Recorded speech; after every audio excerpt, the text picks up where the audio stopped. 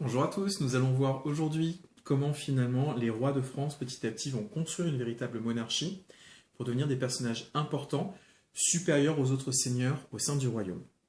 Alors si vous vous souvenez bien, nous on avait expliqué que dans un premier temps, les rois ils sont pas très puissants, ils vont petit à petit grignoter de nouveaux territoires pour augmenter le domaine royal, mais ce sont des seigneurs comme les autres et souvent pas forcément les seigneurs les plus puissants du royaume de France. Ça va donc être leur politique ultime, petit à petit renforcer un pouvoir à la base défaillant, relativement faible, pour s'imposer petit à petit aux petits seigneurs, puis aux grands seigneurs. Ça va passer par plusieurs politiques.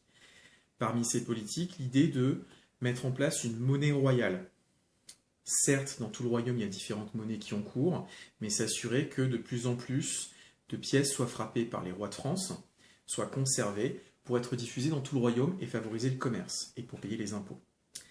C'est pas anodin finalement ces pièces de monnaie parce qu'il n'y en a pas forcément beaucoup au Moyen-Âge et beaucoup de gens n'en verront pas beaucoup, mais par contre, sur ces pièces, on frappe la tête du roi de profil, on frappe aussi son nom ou parfois il est directement avec ses attributs royaux.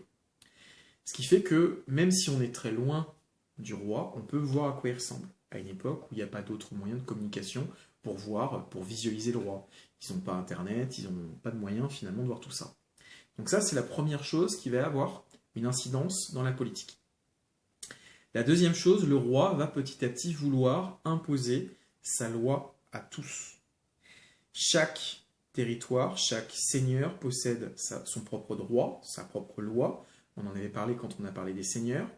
Les seigneurs d'église font de même, et le roi a une troisième forme de loi. Mais petit à petit, il va contribuer à imposer sa vision des choses, ses lois aux autres seigneurs, notamment quand ils sont influents, quand ils sont puissants. On a, par exemple, dans l'imagerie populaire, ces scènes de Saint Louis qui rendrait la justice sous son chêne, pour donner l'idée finalement que le roi est celui qui est le juge suprême, celui qui est supérieur aux autres. Son but, c'est que sa loi soit supérieure à celle des seigneurs, c'est-à-dire qu'il peut casser une décision des seigneurs, voire à terme enlever la justice aux seigneurs. Ça va se construire aussi très très lentement. Les rois de France, initialement, ils se déplacent. Ils se déplacent dans le domaine royal, ils reprennent le modèle qu'avaient les Carolingiens, avec différents châteaux, avec différents pouvoirs. Par contre, on va petit à petit implanter une capitale, une ville-chef, là où on va pouvoir développer une administration, stocker le trésor, stocker les archives, et pouvoir la défendre. Cette capitale, ça va devenir Paris, puisque c'est le cœur du fief des Capétiens, et elle va se transformer petit à petit. C'est-à-dire qu'à Paris, on va construire plusieurs forteresses pour se protéger de l'extérieur, mais aussi pour se protéger des Parisiens. Vous vous souvenez, c'est une ville très importante. On veut éviter finalement que trop de rébellions posent problème. Rien qu'à Paris, on peut trouver un certain nombre de châteaux, le Louvre, bien entendu, mais qui n'est pas le plus important à cette époque, qui n'est pas un château très très agréable. On appelle ça le château des courants d'air à l'époque. Il va y avoir le palais royal qui se trouve sur l'île de la Cité de nos jours. Ça s'appelle la conciergerie, c'est là où jusqu'il y a 2-3 ans il y avait toute la police. Et il va y avoir aussi le château de Vincennes, donc qui actuellement est dans l'agglomération parisienne, pas à l'époque, et qui est un château extrêmement important et qui est souvent l'une des résidences principales des rois de France. Philippe Auguste va le plus faire travailler finalement cette ville de Paris pour qu'elle se transforme à l'image que lui il veut. Il va la doter de nouveaux remparts, il va donc renforcer les différents châteaux, il va s'assurer que la ville est défendue en intérieur, en extérieur, et il va surtout mettre en place donc une administration extrêmement centralisée avec différents personnages qui vont lui servir pour mieux contrôler le territoire. Des personnages qui seront issus de l'Église, d'autres qui ne le sont pas, mais dans tous les cas, qui lui permettent de mieux gérer son territoire. Ces fonctionnaires ont un rôle de plus en plus important au sein de la société française.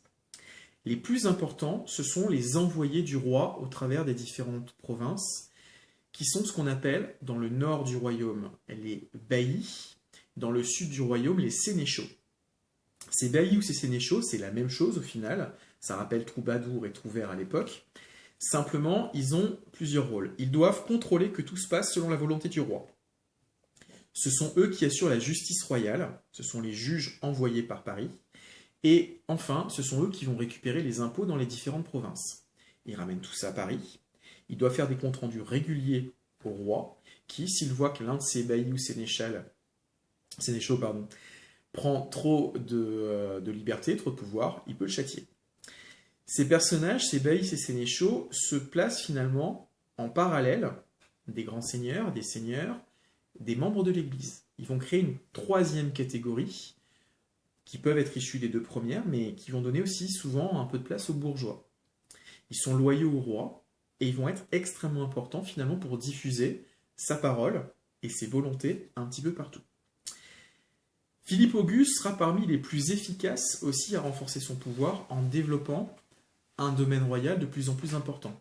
Même s'il ne va pas l'annexer immédiatement, c'est lui qui occupe durablement la Normandie, qui en récupère un certain nombre d'avantages. Et à chaque fois qu'on conquiert de nouveaux territoires pour le domaine royal, par les mariages, par les achats, par les guerres, etc., ça renforce le pouvoir et le prestige du roi, qui devient un personnage de premier plan, surtout quand certaines régions vont être occupées.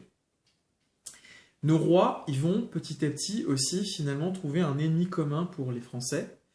C'est souvent le roi d'Angleterre, et on va mobiliser les seigneurs pour affronter ces rois anglais sur les territoires qu'ils ont en France, pour affaiblir le pouvoir des Plantagenets en France, mais aussi, encore une fois, pour renforcer le prestige du roi de France. Ça peut être à double tranchant, parce que parfois ça fonctionne pas très très bien, mais malgré tout, il va y avoir des éléments où, même quand ça paraissait désespéré, ça a une utilité. L'exemple typique, en 1214, lors de la bataille de Bouvines, le roi de France, Philippe Auguste, est sur le point de mourir. Il est entouré par une coalition contre lui, menée par des Anglais, par des gens qui viennent des Flandres actuelles, et qui viennent même d'Autriche, et il est sur le point de perdre, mais les communes décident d'envoyer les milices pour défendre le roi. Les chevaliers sont prêts à mourir pour lui. C'est-à-dire que pour la première fois au cours de l'histoire de France, en 1214, je le répète, on n'est pas auvergnat, on n'est pas parisien, on n'est pas normand, on n'est pas de n'importe quelle région, on est français. C'est la première fois qu'on aura finalement la mention de cette idée d'être français. Il retourne la situation, Philippe Auguste, il va gagner cette bataille, il va ramener les seigneurs ennemis, à part le roi d'Angleterre, à Paris, il va les humilier, prendre de nouveaux territoires, et il renforce son pouvoir. Le roi va s'entourer aussi de conseillers, des personnages importants de l'Église, de la noblesse. Il écoute un petit peu finalement chez ses conseils ce qui peut l'intéresser.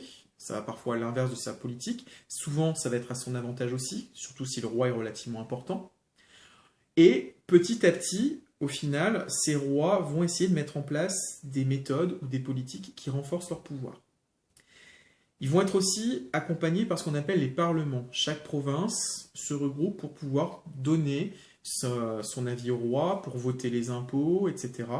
Et plus les rois sont puissants, moins ils vont écouter ces parlements, donc étouffer le peuple, étouffer les seigneurs, pour qu'au final, ce soit eux qui s'imposent.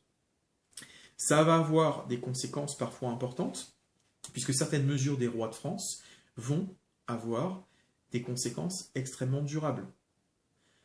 Le mariage avec Aliénor d'Aquitaine, mais surtout le divorce avec Aliénor d'Aquitaine, va avoir des conséquences sur du long terme. C'est une des premières causes de la guerre de 100 ans.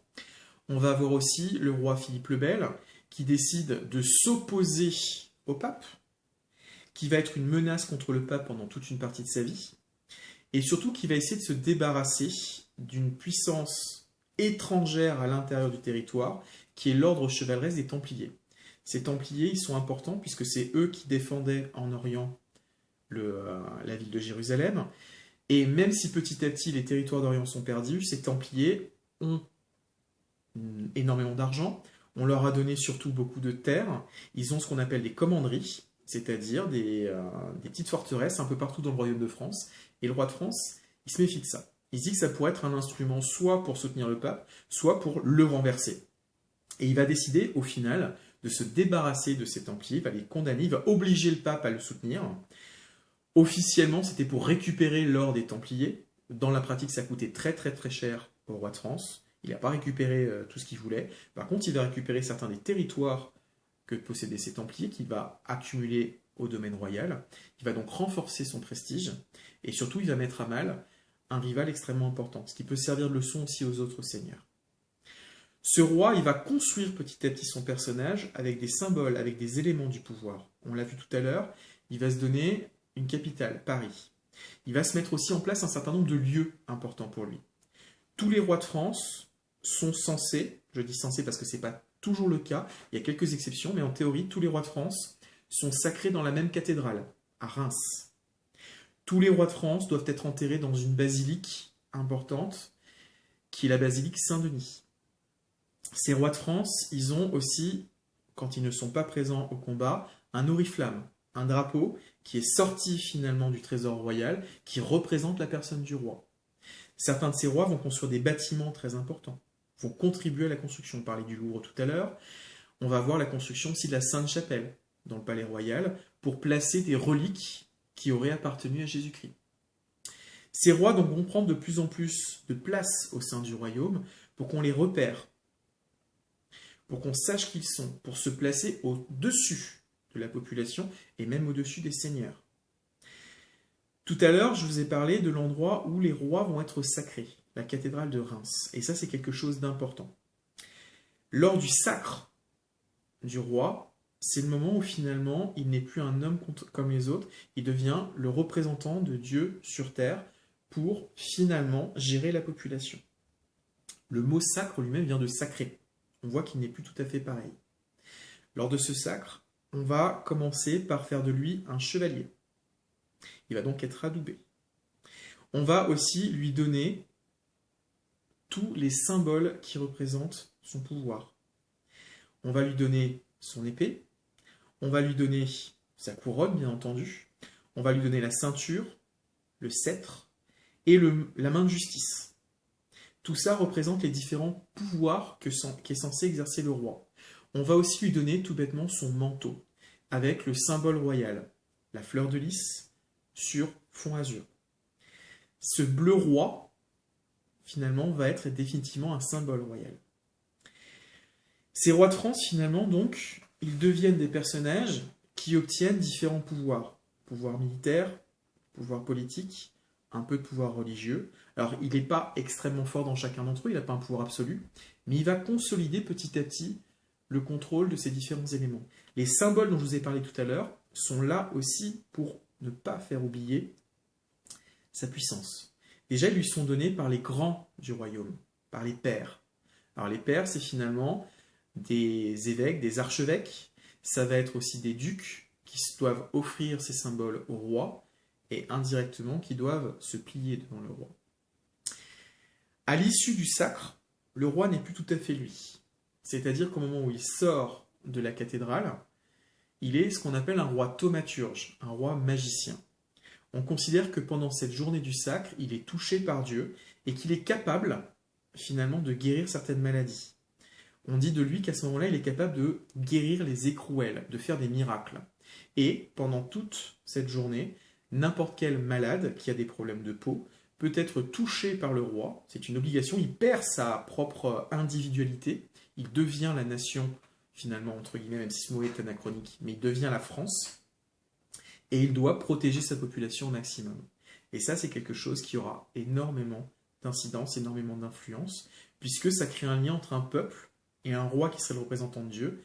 Finalement, il devient lui-même sacré. Il est au-dessus du commun des mortels. Il va renforcer ce pouvoir, jusque finalement arriver au XVe siècle, être un personnage important, avec la notion de crime, de lèse-majesté. S'en prendre au roi, c'est comme si finalement on s'en prend à Dieu. Et il devient un personnage à part, un personnage supérieur. Je vous remercie de votre attention. On continuera demain en parlant d'un moment extrêmement important, un moment très douloureux, qui s'appelle la guerre de 100 ans, qui a ravagé le royaume de France, mais qui pourtant est extrêmement important pour renforcer le pouvoir du roi. Je vous remercie de votre attention et à demain.